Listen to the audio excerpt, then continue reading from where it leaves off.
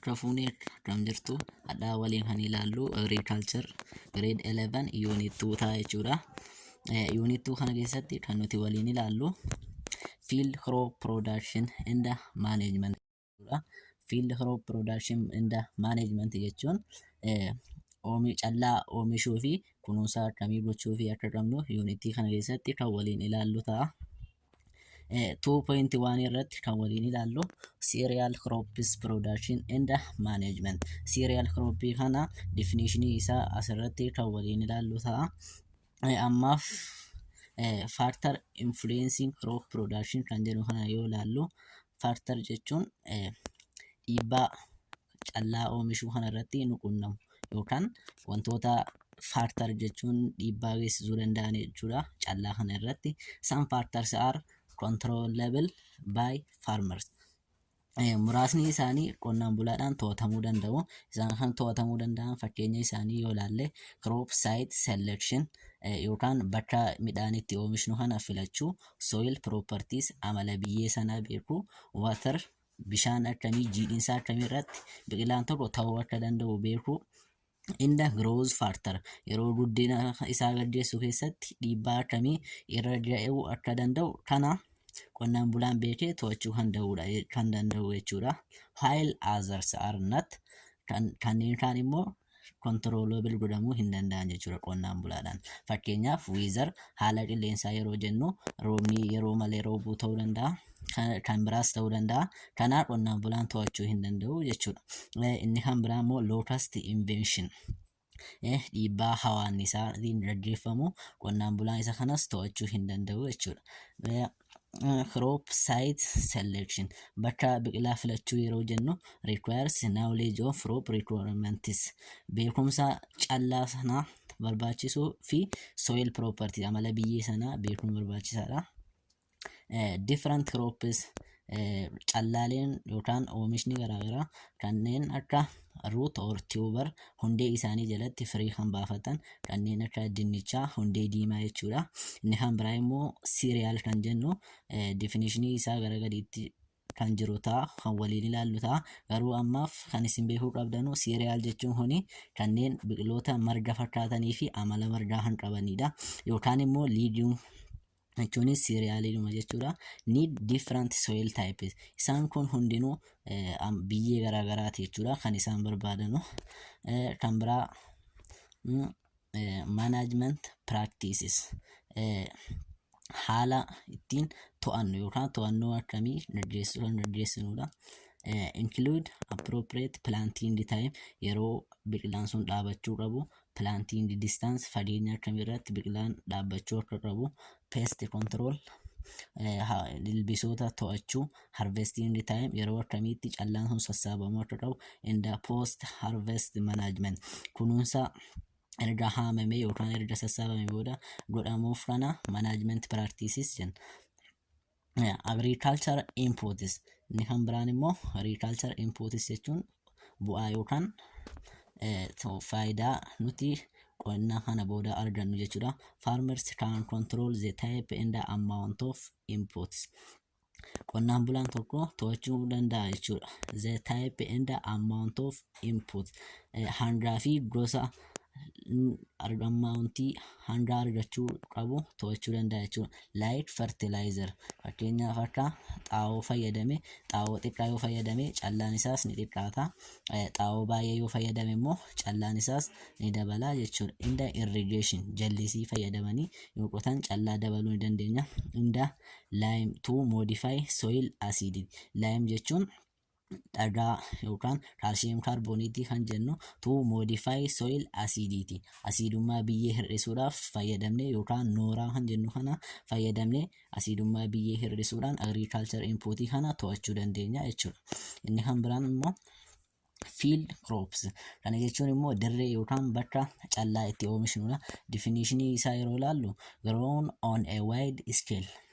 Kan inni biqiluu danda'u biqilaan tokko wide scale lafa baay'ee bal'aa irratti oomishamuu danda'a. Mainly for human consumption itti fayyadamiinsa namaatiif completing their life cycle in a single reason. Jireenya isaanii guutuu taasisuudhaaf jechuudha. In a single season waqtiilee murtaa'an keessatti kan isaan lafa murtaa'e irratti oomishan jechuudha. Classification field cropping kan qoqqoodamiinsa isaa yeroo ilaallu major field crops are cereals and pulses. Field cropping kun cerealii fi pulse jechuudhaan bakka lamatti qoonna. Cereals kan jennu grass like crops callaa amala marga fakkaatanii growth for edible seed sanyiin isaanii yookaan firiin isaanii nyaataaf kan oomishamudha. Adaptable to various environment naannoo adda addaa keessatti beekamanii yookaan adapt godhatanii kan oomishamanidha. Inda containing kan of keessaa qabu carbohydrates, protein, fats and fiber isaan kana of keessaa qabanidha. Example isaanii yeroo ilaallu cereals cropping kuni xeef, maize, xeef jechuun xaafii, boqqolloo, garbuu, qamadii, garbuu fi mishingaadha jechuudha. Kan isaan kana cereal cropping kana tokko yeroo fudhannee ilaallu inni jalqabaa xeef yookaan Aerogenesis abyssinica inni scientific name isaati. Origin xeefiin kun native to Ethiopia. Itoophiyaadhaaf akka dhalootee biyyaa yookaan asitti kan argamedha jechuudha.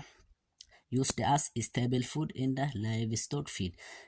Firiin isaa yookaan ijji isaa nyaata tasgabbaa yookaan nyaata filatamaa fi the livestock feed animaalonni kan isaan nyaata animaalota yookaan cidiin isaa nyaata animaalotaatiif kan gargaarudha. Nutritional value nyaata xaafii kana keessaa wanti faayidaa nuti argachuu dandeenyu nutritious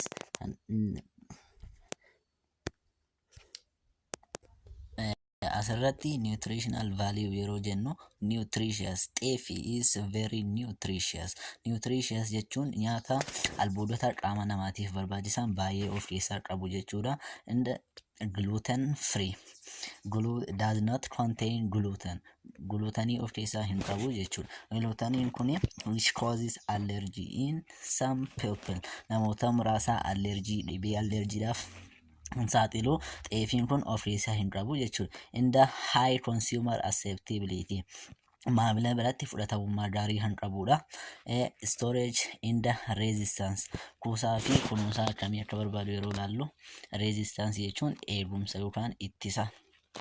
Can be stored for a long time. Can be stored for a long time yeroo jennu yeroo baay'eedhaaf kuufamee turuu danda'a jechuudha. Kana jechuun wantoonni miidhaa danda'an ijji isaa baay'ee xixiqqoo waan ta'eef xaafii kana nyaachuu yookaan miidhuu hin danda'u jechuudha. Less affected by pests. Ilbiisootaan carraan miidhamuu isaa baay'ee xiqqaadha. In the disease dhibeelee gara adda addaatiin miidhamuudhaaf carraan isaa xiqqaadha jechuudha. Making it a reliable crop. Inni kan biraa xeef production and management oomishaa fi kunuunsa akkamii akka barbaadu growth condition haala akkamiitiin akka facaafnu jalqaba irratti yeroo ilaallu xeef can grow in a various environment naannolee adda addaa keessatti baay'inaan oomishama. Including low fertility soil. Xaafiin kun naannoo inni itti oomishamuu danda'u keessaa of keessatti qabata. Low fertility soil lafa gabbina xiqqaa qabu irratti oomishamuu danda'a. In the areas with moisture excess or shortage. Naannolee jiidhinsa guddaa fi xiqqaa of keessaa qabanitti illee oomishamuu danda'a. It thrives at altitude from sea level to 2800 meters. Fageenya sirrii irra galaana irra 2800 meetira ol fagaatee oomishamuu danda'a jechuudha. With optimal production. Optimal jechuun immoo beekamaan yookaan san inni sirriitti itti oomishamee callaa gaarii nuuf kennuu danda'u between 1500 and 2800 1500 hanga 2800 meetira irratti above sea level yeroo jennu ol ka'iinsi lafa tokko kan inni safaramu sirrii irra galaanaa irraatii jalqabaa jechuudha. Inni kun akka haaraattiin ilaalina. Inni kan biraa yeroo ilaallu land preparation lafa isaa qopheessu requires a very smooth seed bed. Requires a very smooth baay'ee caccafuu barbaada biyyeen isaa seed bed due to its small grain size. Kanaaf seed bed jechuun bakka irratti oomishnu lafa qonnee sana biyyee isaa caccabsine due to it is small grain size kana wanti nuti goonuu fi small grain size baay'ee iji isaa xixiqqaadha waan ta'eef yoo biyyee sana wal qixxeessine yookaan madabii yookaan seed bed jechuun bakka madabii yookaan bakka sanyii irratti facaafnu jechuudha. Due to it is small grain size callaan isaa iji isaa baay'ee xixiqqaa waan ta'eef biyyee isaa kana madabii isaa kana wal qixxeessine gochuufii qabna jechuudha. Kana hin ta'u yoo ta'e akka kanneen akka boqqolloo fi mishingaa iji isaa gurguddaa ta'e biyyee dhiibee ol ba'uudhaaf humna waan hin qabneefidha kan nuti kan goonu planting. Yeroo dhaabnu immoo wanta akkamii barbaachisa kan jedhu yoo ilaallu typically done by broadcasting seed or raw planting. Broadcasting bittinneessinee facaasuu dandeenya or raw planting boodaanis dhaabuu dandeenya jechuudha. With 20 cm spacing 20 cm spacing between row jechuudha. Gidduu bo'oo sentimeetira 20 walirraa fageessine dhaabnaa jechuudha. Planting time is usually July to August. July to yookaan August irratti jalqabaa jechuudha. With harvesting in November and December. Harvesting yookaan immoo kan nuti haamnu kan nuti callaa sana sassaabnu November and or December. November yookaan December irrattidha jechuudha. Fertilization jechuun immoo xaa'oo yookaan calla guddistuu fayyadamuu jechuudha. Generally 60 kg of nitrogen and 26 kg of phosphorus per hectare. Hektaara tokkoof nitrogenii kiloogiraama 60 fi phosphorusii kiloogiraama 26 fayyadamna jechuudha. Are applied kan nuti ittiin hojjennu jechuudha. Adjusted based on soil fertility. Dhaabbataadhumaan kiloogiraama 60 fi 26 qofa hin fayyadamnu jechuudha. Sababni isaa biyyeen keenya baay'ee gabbataa yoo ta'e kana irraa xiqqeessinee fayyadamuu dandeenya. Biyyeen keenya immoo soil is this is soil fertility depend on soil fertility. Gabbina biyyee irratti kan hundaa'u fayyadamiinsi xaa'oo jechuudha. Yoo biyyeen keenya gabbataa hin taane kana irra daballee fayyadamna jechuudha. Weed and disease management. Aramaa fi disease management dhukkuboota akkamitti akka to'annu. Early weeding is circle, manual weeding is common. Yeroo dhuma aramaan biqiluu jalqabu weeding is manual weeding jechuun harkaan haramuun common isa beekamaadha. And herbicides like 2,4-D are used. Herbicide qoricha farra aramaa 2,4-D jedhamullee fayyadamuu dandeenya jechuudha. Xeef can be affected by fungal disease. Dhibee fangasiitiin miidhamuu danda'a jechuudha xaafiin. If excess water accumulates, kunis dhibee fangasiitiin kan inni miidhamu hangi bishaanii isa jala jiru yookaan biyyee sanaa hangi bishaanii inni qabiyyeen isaa guddaa yoo ta'e jechuudha. Harvesting yeroo kam akka callaa isaa sassaabnu yoo ilaalle ready for harvest when steams in the pantles turn yellow. Ready for harvest haamamuudhaaf ni dha. When steam in the pantles turn yellow. Yeroo jirmii fi baalli isaa yellow yookaan bifa isaa magariisa irraa gara bicaatti jijjiiru jechuudha. Bicaa yookaan keellootti kan inni jijjiirudha. Yield is average yield is about 40.6 quintals per hectare. Gidduwaleessi bu'aan yookaan callaan isaa kan nuti argachuu dandeenyu 14.6 kuntaala 14.6 hektaara tokko irraa argachuu dandeenya jechuudha. Xeef is rich kan inni of keessatti qabatu yookaan xaafiin kun kaarbohaayidireetii, pirootiinii, faatii fi albuudota kanneen akka ayiranii, kaalsheemii fi maagneeziyeemii of keessatti qabata jechuudha. Inni lammaffaa irra kan jiru types of cereal cropping keessa maize production and management. Boqqolloo oomishuu fi kunuunsa akkamii akka barbaadu kan ilaallu ta'a. Growth condition. Maize grows in a wide range of environments. Bakkeewwan bal'aa irratti oomishama. With suitable altitudes ol fageenya from 500 to 2,500 meter. 500 hanga 2,400 above sea level jechuudha irratti oomishamuu danda'a. It yields the highest per unit area among the cereals in Ethiopia. It yields callaa inni yookaan bu'aa inni kennuu danda'u highest per unit area naannoo qonnee irraa fi hanga irraa argannu yeroo wal bira qabnee ilaallu baay'ee guddaadha jechuudha. Among the cereals in Ethiopia cerealota jiran shanan keessa meeziin kun isa baay'ee callaa guddaa nuuf argamsiisudha jechuudha.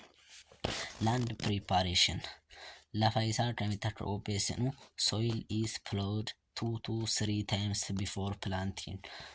Biyyeen isaa kuni dizee 2 yookaan dizee 3 qotamuu qaba jechuudha osoo hin dhaabamin dura. Sometimes fair plowings are needed if chemicals are used for weed control. Kana jechuun yeroo tokko fair plowing is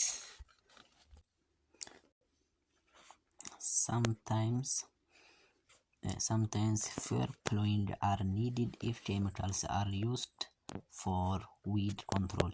Yeroo tokko lafa qotuu xiqqaa barbaada jechuudha.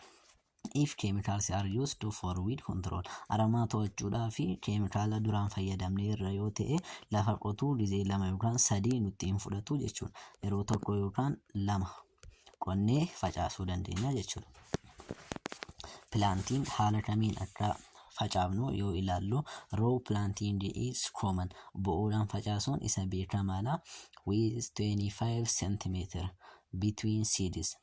Gidduu sanyii lamaan bo'oo keessatti yeroo dhaabnu 25 cm walitti fageessine and 75 cm between rows. Gidduu bo'oo immoo seentimeetira 75 walitti fageessine dhaabuu dandeenya jechuudha. Planting usually occurs at the start of rain season. Boqqolloo facaasuun kun yookaan boqqolloo dhaabuun kun kan inni jalqabu the rain season yeroo waqtiileen roobaa jalqabanii yookaan arfaasaadha jechuudha. March to April keessa facaasuu dandeenya. Fertilization xaa'oo akkamitti akka fayyadamnu typically 41 kg of nitrogen and 20 kg of phosphorus per hectare. Hektaara tokkoof kiloogiraama 41 nitrogenii fi kiloogiraama 20 phosphorusii fayyadamna jechuudha. Adjusted based on soil fertility. Akkuma hanxaafii yeroo ilaallu kunis gabbina biyyee keenya irratti hundaa'a jechuudha. Weed, insect, pest and disease management. Weeds are controlled manually or with herbicides.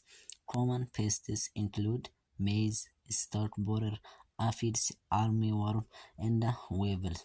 Weeds are controlled usually manually or with herbicides. Harkaan haramne yookaan qoricha farra aramaa fayyadamne aramaa kana to'achuu dandeenya jechuudha. Common pests ilbisoonni miidhuu danda'an isaan nan beekamoon maize, stalk borer, hortuu jirma boqqolloo kan jennu, aphids, armyworm and weevils. Kanneen kanaan ilbisoota kanneen kanaan miidhamuu danda'a jechuudha. Fungal and viral diseases are managed through crop rotation. Fungasii fi dhibeeleen vaayirasii adda addaa kan nuti to'achuu dandeenyu crop rotation jechuun bakka